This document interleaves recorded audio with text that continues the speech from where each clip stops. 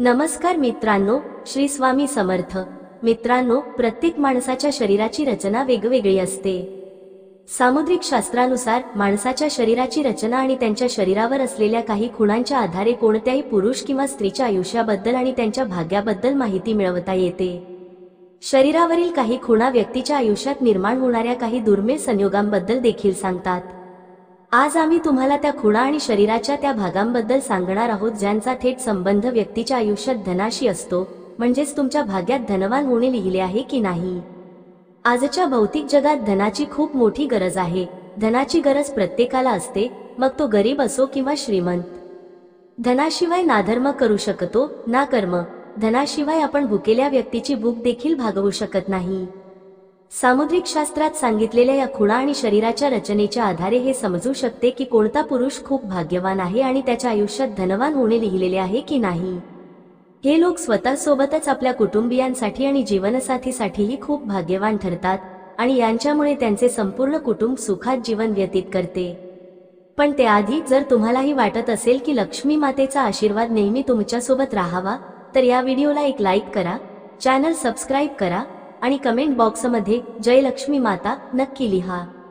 Number 1, सगुणी संततीची प्राप्ती। ज्या व्यक्तीच्या घरी गुणांनी परिपूर्ण संतती जन्माला येते, तोही कुठल्याही भाग्यवान पुरुषापेक्षा कमी नाही। शास्त्रांमध्ये सांगितले आहे की ज्या व्यक्तीच्या घरी संस्कारी, शिक्षित आणि आई वडिलांचा आदर करणारी संतती जन्माला येते, त्यांचे वृद्धापकाळ सुखमय होते। असे व्यक्ती वृद्धापकाळातही सुख उपभोगतात आणि मृत्यूनंतर परलोक गाठतात। म्हणूनच असेही म्हटले जाते, पुत्र सपूत तो धन संचय, पुत्र कपूत तो धनाचा नाश। म्हणजे जर पुत्र सपूत असेल तर घरात धन साठवण्याची गरज नाही, तो स्वतःचं धन कमावून धनवान होतो। पण जर पुत्र कपूत असेल तर साठवलेले धनही नष्ट होते। नंबर 2, सुकन्या पत्नीचे मिळणे। पुरुषासाठी खूपच भाग्यवान संकेत मानला जातो। शास्त्रांमध्ये असे सांगितले आहे की जी स्त्री आपल्या कुटुंबाच्या मर्यादेचे भान ठेवून काम करते ती सुकन्या असते। ज्या पुरुषाचे लग्न सुकन्या स्त्रीसोबत होते, त्याचे आयुष्य भले कमी असेल, पण त्याला घरात भरभराट आणि सुख शांती नेहमी मिळते। आजकाल चांगला जीवनसाथी मिळणे खूप कठीण झाले आहे। कलियुगाच्या या काळात जर एखाद्या पुरुषाला सुकन्या पत्नी मिळाली तर तो कुठल्याही भाग्यवान पुरुषापेक्षा कमी नाही। नंबर 3, कासवाच्या पाठीसारखी पाठ। ज्या पुरुषाची पाठ कासवाच्या पाठीच्या आकाराची असते, तो खूपच धनवान आणि भाग्यवान असतो। ज्या व्यक्तीच्या हाताच्या मध्यभागी तीळ असतो, त्या व्यक्तीबद्दल असे म्हटले जाते की त्यांना वाहन सुख आणि समाजात खूप मान सन्मान मिळतो। सामुद्रिक शास्त्रानुसार ज्या पुरुषांची छाती रुंद आणि नाक लांब असते, ते खूप कमी वयातच यश संपादन करतात। जर एखाद्या पुरुषाच्या पायाच्या तर्जनी बोट अंगठ्यापेक्षा मोठी असेल तर त्याला चांगला जीवनसाथी मिळतो। नंबर 4, छातीवरील केस आणि पायांवरील विशेष खुणा।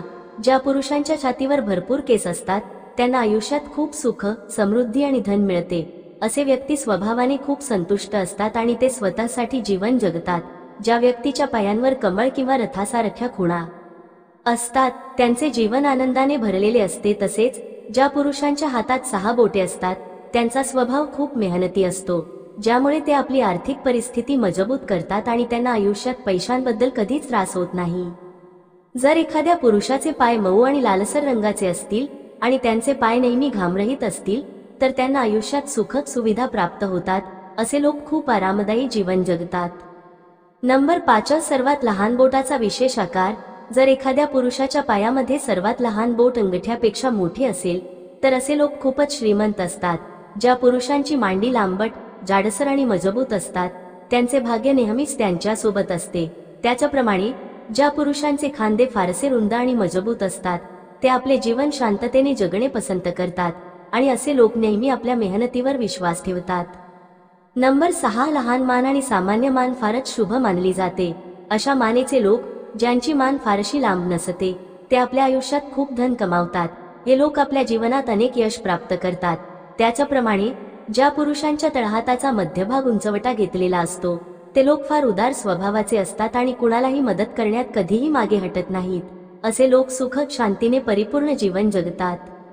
नंबर 7, ज्या पुरुषांच्या पायाची सर्वात छोटे बोट त्यांच्या पायातील इतर बोटांपेक्षा मोठे असते, असे पुरुष आपल्या आयुष्यात कधीही पैशांची कमतरता अनुभवत नाहीत आणि असे लोक खूप धन कमावतात। अशा लोकांवर नेहमीच देवी देवतांचा आशीर्वाद असतो। त्यांच्या जीवनात सुख सुविधांची कधीही कमी नसते आणि ते आपले जीवन अत्यंत आरामात व्यतीत करतात. नंबर 8, ज्या लोकांच्या हातावर शंख, चक्र, गदा, रथ किंवा बाणाचे चिन्ह असते ते लोक आपल्या जीवनात कुठल्या ना कुठल्या गोष्टीवर नियंत्रण मिळवण्याचा अधिकार मिळवतात. अशा लोकांना जमीन व इमारतींच्या बांधकामामध्ये खूप यश मिळते आणि त्यांच्या घरी नेहमी लक्ष्मीचे वास्तव्य असते. नंबर 9, ज्या पुरुषांच्या हातात त्रिकोणाचे चिन्ह असते ते आपल्या घराण्याचे नाव उज्ज्वल करतात.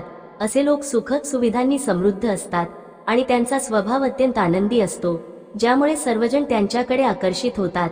हे लोक आपला वंश परंपरा उज्ज्वल करतात. अशा लोकांच्या घरी माता लक्ष्मी नेहमी वास्तव्य करते आणि त्यांच्या भाग्यात राजयोग लिहिला जातो. त्याचप्रमाणे ज्या व्यक्तीच्या पायावर तीळ असतो ते खूपच भाग्यवान असतात आणि राजाप्रमाणे आपले जीवन जगतात. असे लोक विलासी वस्तूंचा लाभ घेतात. नंबर 10, ज्या पुरुषांचे डोके गोलसर असते आणि कपाळ रुंद असते ते खूप प्रभावशाली असतात आणि आपल्या कुटुंबाला सर्व प्रकारचे सुख देण्याचा प्रयत्न करतात. ज्या पुरुषांचे डोळे निळ्या कमळाप्रमाणे सुंदर असतात आणि गुडघ्यांपर्यंत लांब हात असतात ते आपल्या संपूर्ण आयुष्यात सुखाचा उपभोग घेतात. अशा लोकांच्या हातात यश असते आणि हे लोक जे कोणतेही काम हाती घेतात त्यात यशस्वी होतात. नंबर 11, ज्या पुरुषांची छाती रुंद आणि मजबूत असते, ज्यांची नाभी खोलसर असते आणि पाय मऊ व गुलाबी असतात, असे पुरुष प्रेमाच्या बाबतीत खूपच सुदैवी मानले जातात. त्यांना त्यांच्या पत्नीपासून सर्व प्रकारचे सुख मिळते आणि त्यांचे जीवनसाथीशी नाते नेहमीच गोड राहते. त्यांचे वैवाहिक जीवन अत्यंत सुखमय असते. त्यांच्या आयुष्यात रोमॅन्सला विशेष स्थान असते आणि ते आपले जीवन पूर्ण आनंद आणि समाधानाने जगतात. नंबर 12, स्वस्थ शरीर आणि मन हे चांगल्या भाग्याचे सर्वात मोठे लक्षण आहे. शास्त्रांमध्ये असे सांगितले आहे की भाग्यवान होण्याचे पहिले लक्षण म्हणजे तुमचे शरीर नेहमीच निरोगी राहणे, कारण निरोगी शरीरामध्येच जीवनाचे अनंत सुख आहे. जर व्यक्ती नेहमी आजारी राहील तर तो ना धन कमवू शकेल ना आपल्या संपत्तीचा आनंद लुटू शकेल. ज्यांचे शरीर नेहमी स्वस्थ राहते त्यांनी स्वतःला अत्यंत भाग्यवान समजले पाहिजे. नंबर 13, स्थिर उत्पन्न हे भाग्यवान होण्याचे खूप मोठे लक्षण मानले जाते. जर तुमच्याकडे अचानक कोणत्या मार्गाने खूप पैसा येतो आणि त्यामुळे तुमचे स्थिर उत्पन्न सुरू होते तर हे समजावे की माता लक्ष्मीची कृपा तुमच्यावर आहे. कारण ज्या व्यक्तींना पैसा मिळतो पण तो टिकत नाही त्यांनी हे मानले पाहिजे की ते खरोखर भाग्यवान नाहीत.